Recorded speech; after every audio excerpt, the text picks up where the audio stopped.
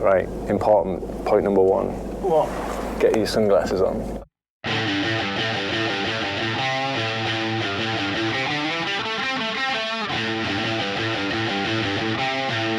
Is it very sorted? Yes, yeah, I got it sorted. Good. It's okay, left and right. Yeah, I know where I'm going, I think.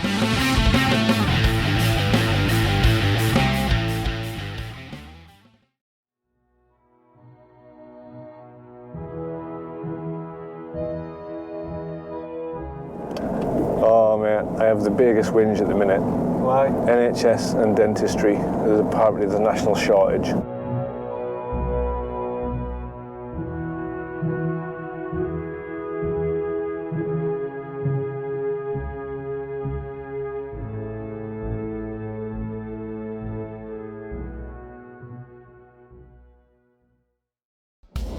So Bruce at the minute is in excruciating tooth pain.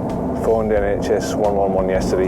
Yeah. But he phoned up and they said you need to phone round. They phoned round and said you need to phone 111. And I did the same thing. They repeated the same script. Yeah. And they said you've got to get medical care within 6 hours, I think it was.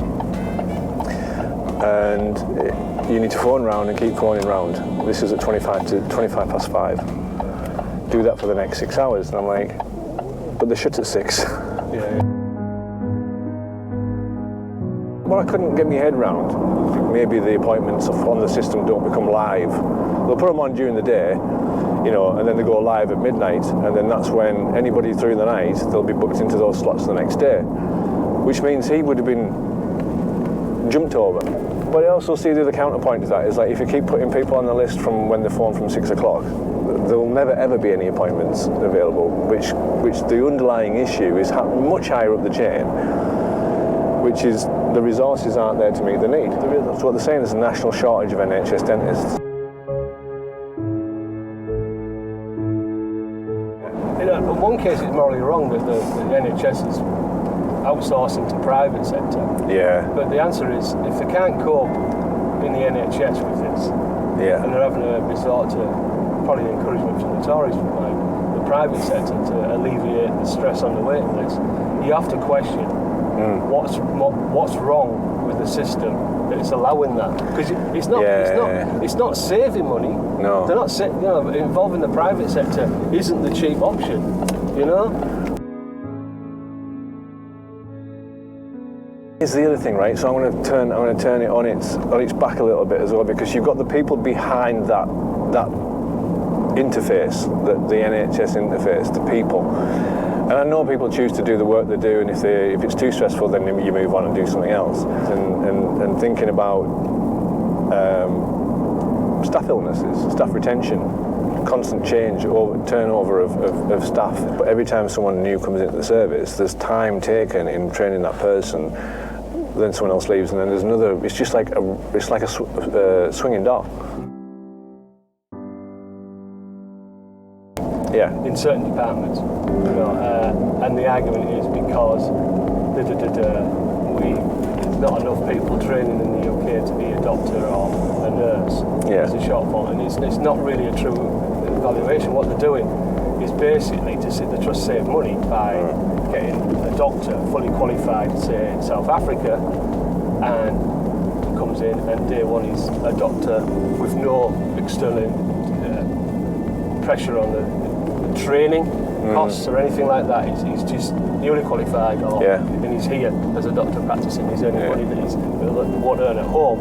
But the argument for that is, against that is, you're depriving South Africa of a fully qualified doctor to work in Britain because the money's better. So you're harvesting. You're harvesting, and some of the countries can ill afford it. That's all very fine, but that's depriving a country of a qualified medical professional to fill the stop gaps in this country's from training. But you have to ask the question: is why aren't nurses training? Why isn't there enough nurses and doctors training in this country? And part of it is money, but it's the pressure on, especially nurses, that they used to get a bursary, almost like a training wage. They took that away, so they have to fund it nigh on, unless they get some sort of support. Work to train, sort of thing. They have to, it's like you going to university and saying, I'll work in a bar, pay me way.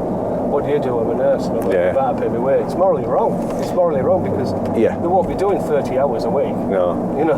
No, because it's the additional money that they need to actually do to do the job, which is crazy really when you look at it. So that's part of the crux of the problem there. And that's not even thinking about neurodiversity and where that features in things, but that's a conversation for another day.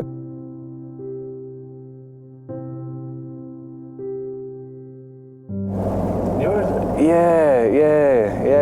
You've got people that already work within the system that are possibly undiagnosed. You know, me for an example is having recent diagnosis, and it's not like I can't do my job. But it's the stuff you hide away. It's the stuff you don't report back. It's the stuff the constant stress. It's like that's not supportive. And I do appreciate, like, you know, I've been offered support and found it difficult to accept because I haven't got something behind me to say you need this.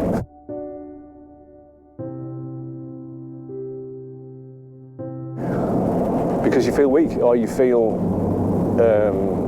bad because, you know, you can't perform, you can't do it. So, but you are performing and you are doing it, but the last thing you want to do is actually acknowledge that. What I'm talking about in terms of neurodiversity is the stress levels are actually higher and people get triggered quicker. So sickness is experienced sooner.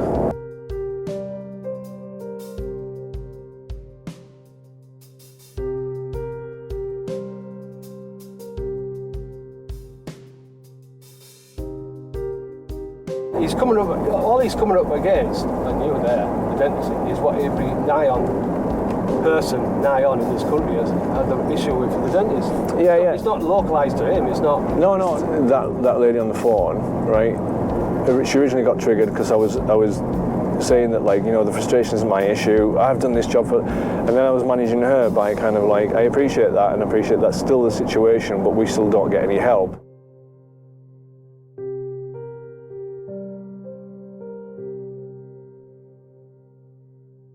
And I guess, he needs to manage the trigger, he needs to manage those things.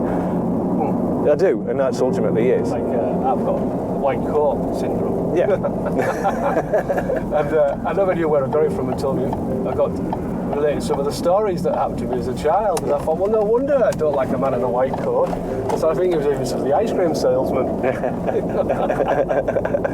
it was just thinking, go in for blood pressure, and it's really high.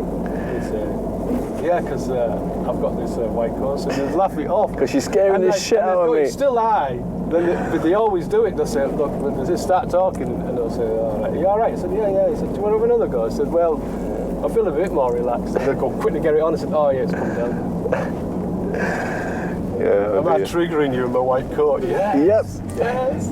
Just by being here. Because all that ever happens is I'm in pain. No matter what part of the body you're looking at, it's always pain. Right, well, we're here now, so I'm going to switch this on. Right.